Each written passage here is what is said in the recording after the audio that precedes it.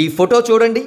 కోట్లాది మంది తెలుగువారి అభిమాన కథానాయకుడు పద్మవిభూషణ్ మెగాస్టార్ చిరంజీవి గారు ఒక అల్పుడికి ఒక అధముడికి నమస్కారం చెయ్యడం చాలా అక్వార్డ్గా ఉంది కదూ. అయితే ఏ మాటగా ఆ మాటే చెప్పుకోవాలి. ఈ ఫోటో మేలే చేసింది. ఆ అల్పుడికి రాజకీయ మరణ శాసనాన్ని సువర్ణాక్షరాలతో లిఖించిన ఫోటో ఇది. ఇంతకీ ఆ అల్పుడి పేరు జగన్ రెడ్డి అనే విషయం ప్రత్యేకించి చెప్పనవసరం లేదు. కాగా జగన్ రెడ్డి చేసిన భయంకరమైన తప్పు ఏమిటంటే తెలుగు సినిమా ఇండస్ట్రీతో పెట్టుకోవడమే. జనసేనాని పవన్ కళ్యాణ్ గారి మీద గ్రడ్జితో ఇతడు చేసిన నీచమైన పని ఏమిటంటే తెలుగు సినిమా టికెట్ రేట్లను భారీగా తగ్గించడం. చివరకు 5 రూపాయలకు 10 రూపాయలకు కూడా సినిమా టికెట్లను అమ్మారంటే ఎంత నీచత్వానికి ఇతడు ఒడిగట్టాడో మనం అర్థం చేసుకోవచ్చు.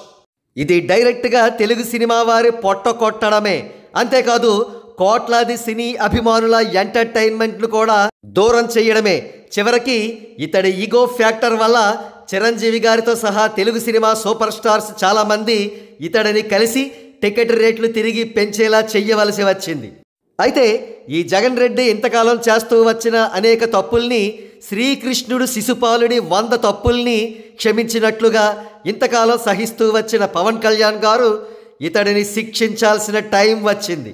అందుకే తన బలమైన ఓటు బ్యాంకుకు ఎడిషన్గా టీడీపీని, సెంటర్ నుంచి బీజేపీని కూడా కలుపుకుని ఒక భారీ అలయన్స్ ఫామ్ చేశారు.